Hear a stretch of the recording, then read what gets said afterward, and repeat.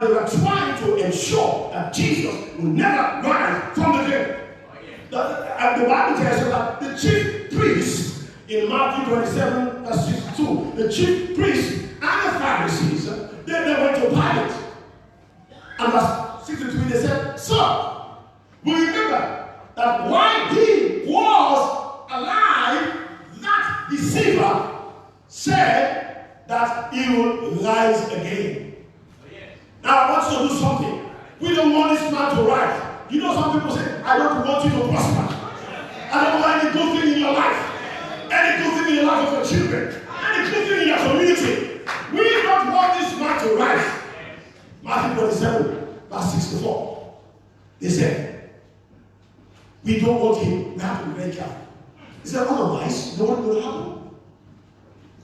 If we do not do something about it, let's make sure we secure the place until the third day. If not, his disciples will go and steal his body, and they will tell people that he is risen from the grave." He said that the disaster will be worse than at first. So the Bible tells us that in verse 65 of Matthew 27, that Pilate said, "Take charge. Go and do what to make sure the place is secure." And so you look at Matthew 27, verse 66.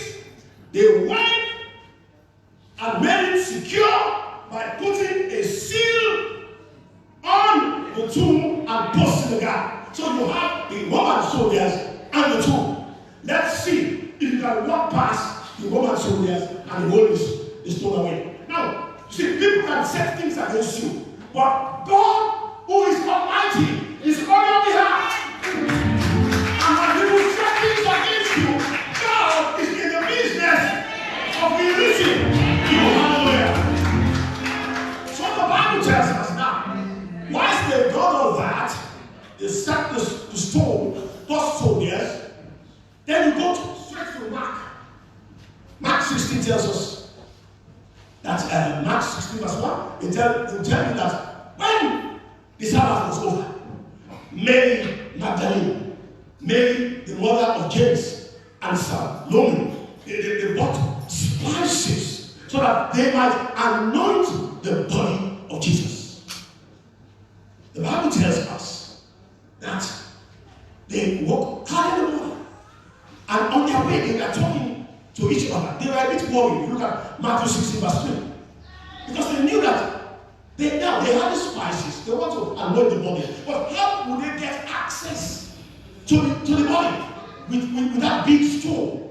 So verse 3 of Mark 16, they said to themselves, "Who will roll the stone away from the entrance of the tomb?" Now there are some people trying to put a stone in your path. Some people try to hem you in and block you in. A stone is an obstacle. A stone can stand as a barrier between where you are now and where you want to get. You see, the stone can be a discomfort. The stone it represents a hard and a difficult life. A stone is meant to hurt you. So I want to ask you, who will roll the stones away in your life? In the life of your family? In the life of your community? In the life of your home? But Jesus can do it. Jesus can do it. Now sometimes we look at the size of the stone instead of looking at the size of God. Don't look at the size of the stone. Don't look at the size of the enemy. Look at the size of God. Hallelujah. For these ladies look at the size of the stone. So the Bible tells us in Mark 16, verse 4, when they looked up, they saw the stone, which was very large. It was very large. But no matter how large the stone, God will take it and will take it away. No matter how large the stone, God will take it away. Now, when God is ready, all the people who try to stop you, they'll stand a chance. Glory to God. So the Bible tells us, why this lady, we are getting worried about who can roll the stone away. Why they are thinking, we have the soldiers in front of us, how can we bypass the soldiers?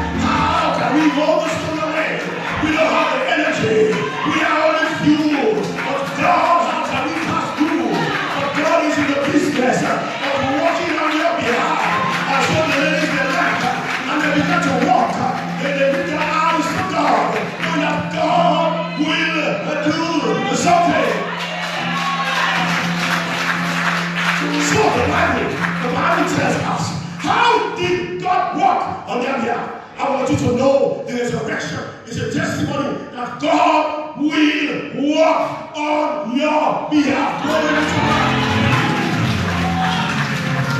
So whilst they were worried, God was doing something. You know, sometimes when you're worried, you're thinking God has already found the answer. God has already got the solution. Whilst they were worried, the Bible tells me in Matthew 28 verse 2, the Bible said, God tells us what happened. He said, there was a violent earthquake. A violent earthquake. It shook the foundation. An angel of the Lord, may God dispatch his angel. Dispatch his angel. Dispatch his angel. An angel of the Lord came down from heaven, walked through the tomb, and rolled the stone back and sat on it. May God send the angel into your circumstance. May God roll every stone back. All stones against you, we roll them back. All stones against your future, we roll them back. All stones against your love life, we roll them back. All stones against your prosperity, we roll them back.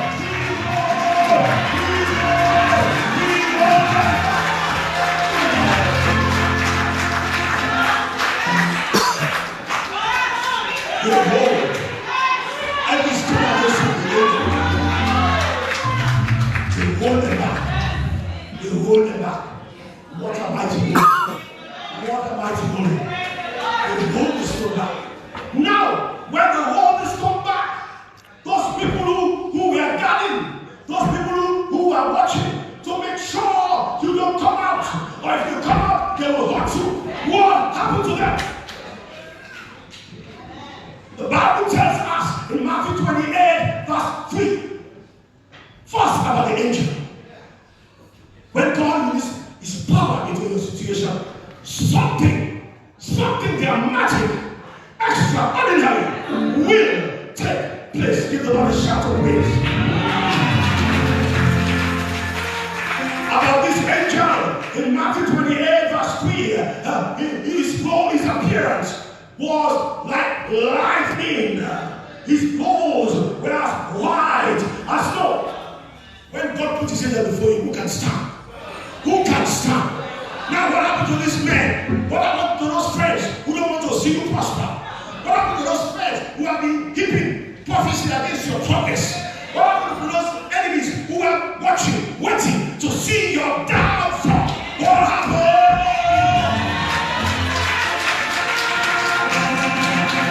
The Bible tells me in Matthew 28 verse 4 that the guards, those who were there to stop, they were so afraid that they shook like dead men. May your enemies shake like dead men.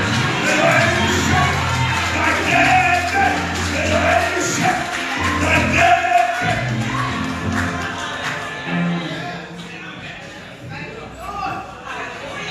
So, the Bible says that they went into the tomb, Matthew 28 verse 5. And I saw the angel, this person in the robe, sitting at the right side. And they didn't want them to know because they were alarmed. And then he said to them, you look at in verse 6, do not be afraid. Don't be afraid. Don't be afraid. I know the purpose. I know the reason why you're here. You are looking for Jesus who was crucified. He is not here. He is risen. See at his place. Look at the place. No cups. He is not here. He's not here. He's not here. He's risen. My brothers and my sisters, may God rise on your behalf. Let God arise.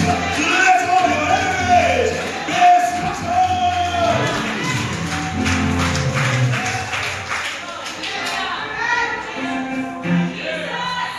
This did it. It went. The Bible also tells in John chapter 20, verse 1. After dawn, while it was still dark, went to the tomb. She went to the tomb. And then she saw that the stone had been rolled away. The Bible tells us in John chapter 20, verse 2, she was running to Peter and the other disciple that Jesus loved, that was the John. And she said, they have taken the Lord out of the tomb. But she didn't understand what God was doing. God was lifting Jesus. Because death cannot hold him. Even death would not hold him captive. Even in that grave, Jesus is Lord. Even in that grave, Jesus. My soul, magnify the Lord. And my spirit, praise Him. Even death would not hold me captive. Even in that grave, Jesus is Lord. Even in that grave, Jesus is Lord. When you look at Matthew 28, verse 7, and you cross-reference that with Mark 16, verse 7, they're giving you the same message. Now they said, look, he is risen, he's not here. Now, God said, go.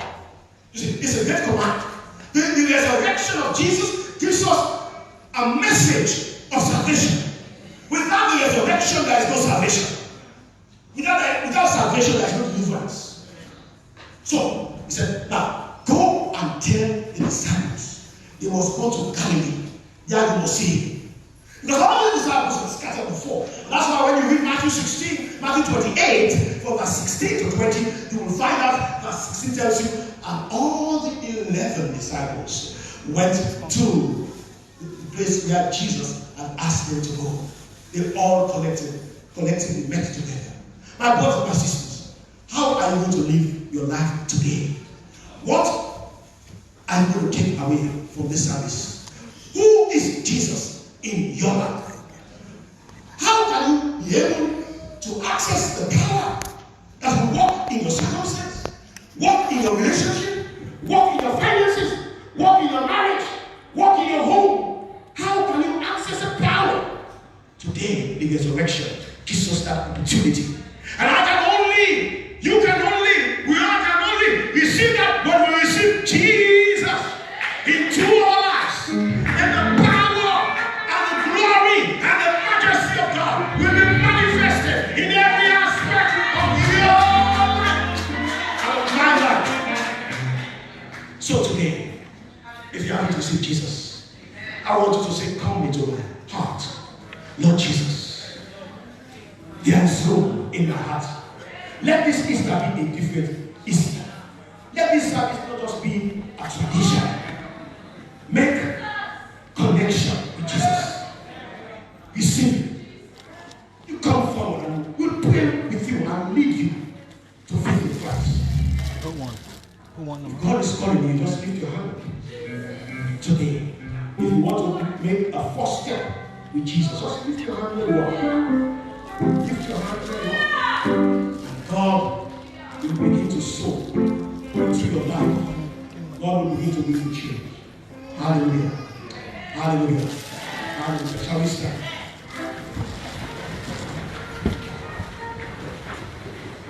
We just could lead us in prayer. No, the song, there is a sweet anointing in the sanctuary. And if you need prayers, come forward.